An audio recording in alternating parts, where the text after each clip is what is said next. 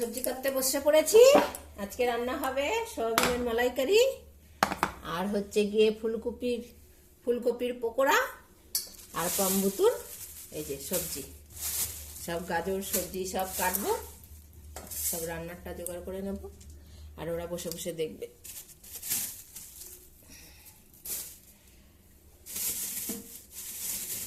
আর এই যে হচ্ছে গিয়ে পাম্বুতুর শাকালু, অনেকটা শাকালু, ছোট ছোট শাকালু, এটা কেটে দেবো, ওরা খেতে থাকবে আর আমি সবজিগুলো কাটবো।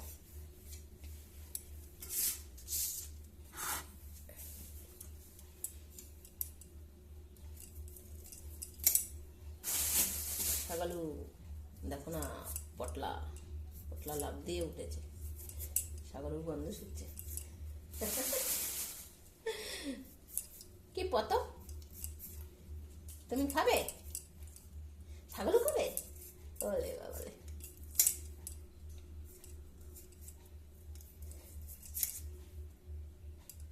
পম আগে এসে বসেছে।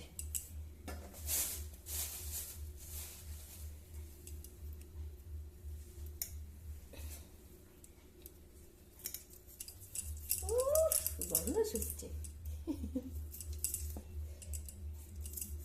দিদু আসলো, এবারে পাগল করে ধরেছে দিদুকে। জামা পরিয়ে দিলাম, রান্নাঘরের দরজাটাও বন্ধ করে দিয়েছি, হাওয়ার চোটে বসা যায় না। গোটা গোটা দিয়ে দিলাম, কামড়ে চাবিয়ে চাবিয়ে খা, আমি ততক্ষণে সবজিগুলো কাটি।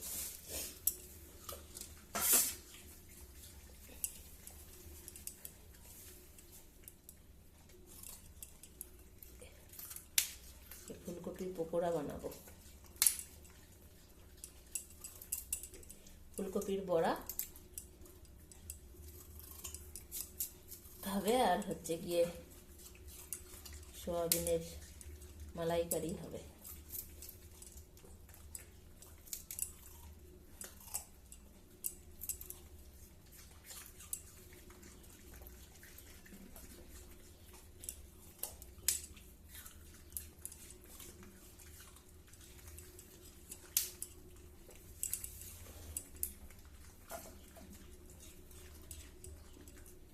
পিউ শাকালু খাবি?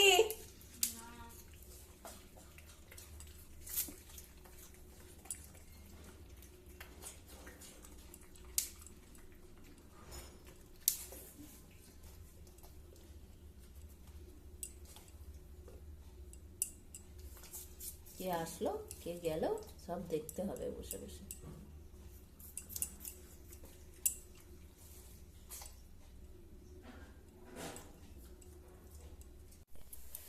সব সবজি কাটা হয়ে গেছে, এই যে পাম্বুতুর সবজি, এর মধ্যে মটরশুঁটি ছুলে দেবো। বাবা বাজার থেকে নিয়ে এসছে মটরশুঁটি, বললো নিয়ে আসতে, এখন যাবো ওই বাড়িতে আবার আনতে। আর এই যে ফুলকপির পকোড়া হবে, ফুলকপিটা কেটে নিয়েছি আর সয়াবিনের মালাইকারি করব। তার জন্য এখানে 3টে কাঁচা লঙ্কা কেটে নিয়েছি আর 2টো ছোট ছোট টমেটো, 4টে পেঁয়াজ আর এইখানে হচ্ছে গিয়ে একটা রসুনের অর্ধেকটা রসুন ছুলে নিয়েছি আর 1 কুচি আদা। এগুলো সব কটা আমি মিক্সিতে পেস্ট করে নেব। আবার রান্নার সময় হলুদ গুঁড়ো, জিরে গুঁড়ো আর সামান্য লাল লঙ্কা গুঁড়ো দিয়ে তোমাদের রান্নাটা দেখাবো। এই দেখো বসে বসে দেখছে চুপ করে। সয়াবিনের মালাইকারি রান্না হবে, জোগাড় করে নিলাম আগে। হ্যাঁ শুকে দেখ। আর এই যে ছোট্ট ছোট্ট সোয়াবিন, বড় সোয়াবিন নেইনি, ছোট সোয়াবিনে আর কি মশলাগুলো ভালো ঢোকে আর খেতেও ভালো হয়। আলু দেব না, শুধু সোয়াবিন দিয়ে রান্না করব। দেখে নিয়েছ? আর এই যে তোমাদের সবজি কি রান্না হবে দেখে নাও, এখনো মটরশুঁটি আসেনি।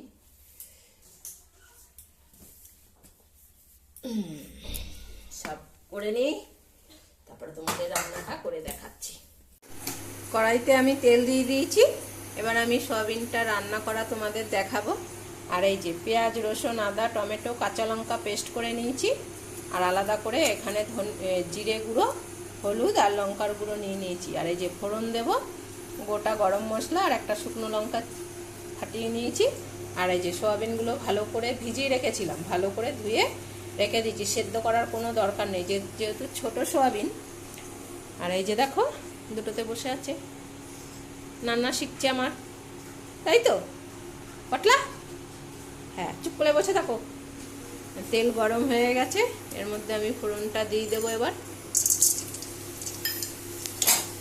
একটু ভাজা ভাজা হলেই আমি ওই পেঁয়াজ রসুনের পেস্টটা দিয়ে দেবো।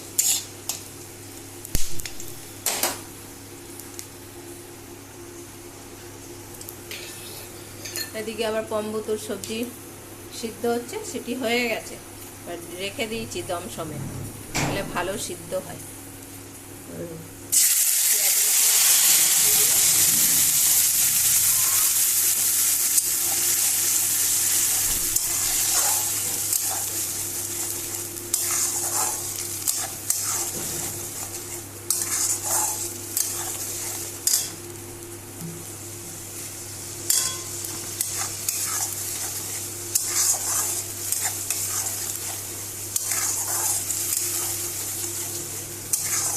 ভালো করে কষিয়ে তারপরে সোয়াবিনগুলো এর মধ্যে দেবো। এবার এই জিরে গুঁড়ো, লঙ্কা গুঁড়ো আর হলুদ গুঁড়ো দিয়ে দিলাম।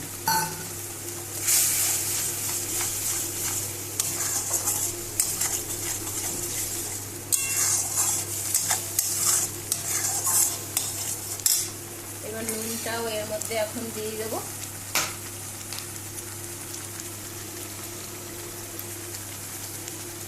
স্বাদ অনুসারে আমি নুন দিয়ে দিলাম, যেহেতু মাখা মাখা হবে আর আলু নেই তাই আর কি নুনটা কমই দিয়েছি।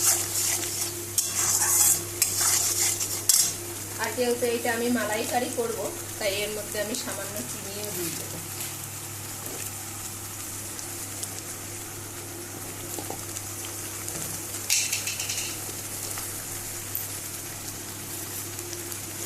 সামান্য চিনি দিয়ে দিলাম, একটু মিষ্টি মিষ্টি হবে।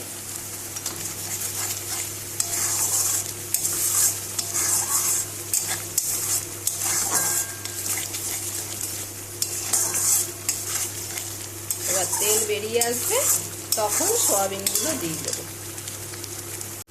যে তেল বেরিয়ে এসছে মানে মশলাটা আমার কষানো হয়ে গেছে, এবার এর মধ্যে সোয়াবিনগুলো দিয়ে দেবো।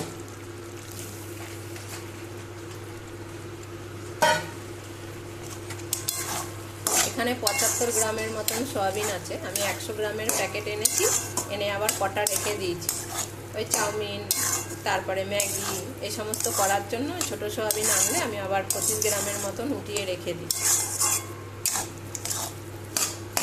এবার এটাকে ভালো করে কষিয়ে নেব। আর এদিকে আমি গরম জল বসিয়ে দিয়েছি, যেহেতু আমি মালাইকারি করব তাই এই যে 10 টাকার আমুল দুধের প্যাকেট দিয়েই আমি করব। এই গরম জল বসিয়েছি, এই কাপে গুলিয়ে নেব দুধটা, আর তোলার সময় ঘি আর এই যে স্থায়ী গরম মশলা এনেছি এটা দিয়ে নামাবো। একটু সোয়াবিন দিয়ে ভালো করে মাখিয়ে তারপরে দুধটা দিয়ে দেবো।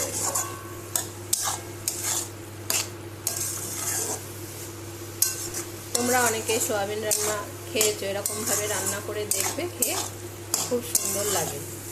আর যদি তোমরা ছোট সোয়াবিন দিয়ে করো তাহলে আর কি বেশি ভালো লাগবে। বড় সোয়াবিনেও ভালো লাগবে, কিন্তু এই ছোট সোয়াবিনের মধ্যে না ভালো মতন মশলাগুলো ঢোকে আর খেতেও ভালো লাগে। তাই আমি যখন ছোট সোয়াবিন রান্না করি এইভাবে রান্না করি, মেয়েরা খুব ভালো খায়। আর শনিবার দিন যদি রান্না করি এরকমভাবেই করি, শুধু পেঁয়াজ রসুন আদাটা দেওয়া হয় না, নিরামিষ করি।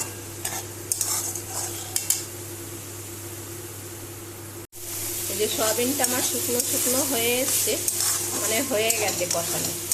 এবার আমি যে দুধটা গুলিয়ে রেখেছি সেই দুধটা দিয়ে দেবো। এই যে গরম জল করে পুরো দুধটা গুলিয়ে নিয়েছি।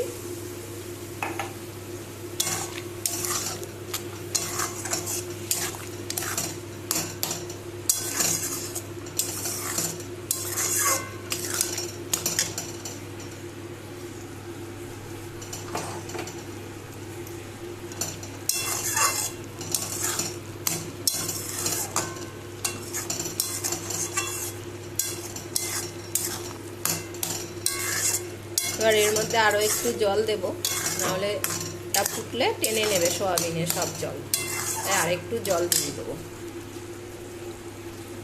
যেহেতু কাপটায় দুধটা গুলিয়েছিলাম, এই কাপের ভেতরে জল দিয়েই এই জলটা দিয়ে দেবো।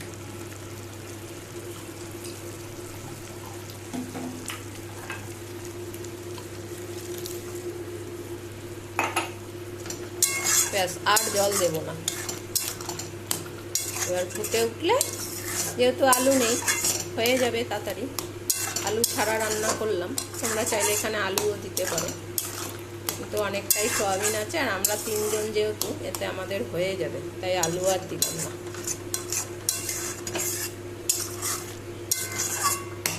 এবার ফুটে উঠলে এর মধ্যে ঘি আর এই যে গরম মশলা আর এই যে কাঁচা লঙ্কাটা দিয়ে দেবো। ঝোলটা আমার ফুটে উঠেছে, এবার এর মধ্যে আমি ঘি আর গরম মশলা দিয়ে নামিয়ে নেব। 1 চামচের মতন ঘি দেব,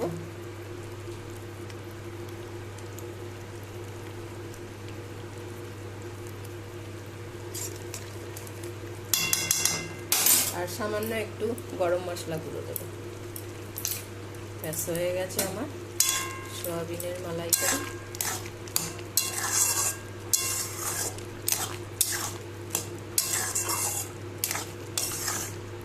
এত সুন্দর একটা গন্ধ বেরোচ্ছে,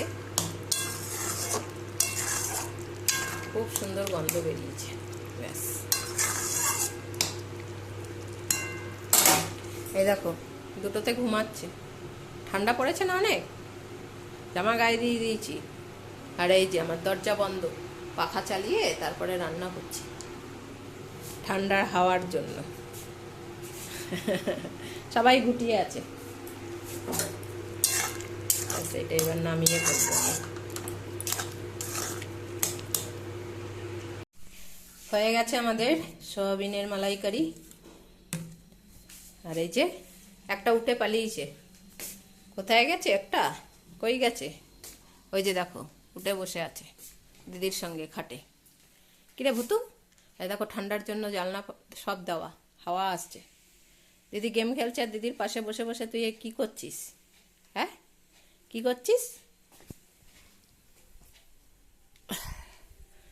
এই খেয়ে দেখ, টেস্ট করলে আয়। হ্যাঁ, একজন দেখো বাথরুম থেকে বলছে আমিও খাবো, ওকে দিয়েছি তাই ও ওখান থেকে চেঁচিয়ে বলছে। ফুলকপির পকোড়া বসিয়ে দিয়েছি, আর ওই যে দেখো এসছে, খেয়ে বলবে তোমাদের কেমন হয়েছে। এ হচ্ছে গিয়ে খাবার টেস্ট করার মাস্টার, সেরা পুরো মালাইকারি। হ্যাঁ, চিংড়ি মাছ ভালো খায় তো, তাই এরকম ভাবে রান্না করলাম। আর একটা চান করতে ঢুকেছে, আমার বড়া হয়ে গেছে, ওইটা আবার বেরোবে, ওর জন্য ওই যে বাটিতে উঠিয়ে রেখে দিয়েছি, আগে আর কি তুলে আগে খাবে। আমার পকোড়া হয়ে গেছে। আরও একদিন তোমাদের এই ফুলকপির পকোড়াটা আমি কিভাবে বানাই সেটা তোমাদের আমি দেখিয়ে দেবো। আজ তাহলে এই পর্যন্তই। ভিডিওটা ভালো লাগলে একটা লাইক করে দিও। যদি কোনো নতুন বন্ধুর ভিডিওটা দেখে ভালো লাগে তাহলে চ্যানেলটা সাবস্ক্রাইব করে দিও। ভালো থেকো, সুস্থ থেকো, সাবধানে থেকো। দেখা হবে খুব শিগগিরই আবারও একটা নতুন ব্লগে।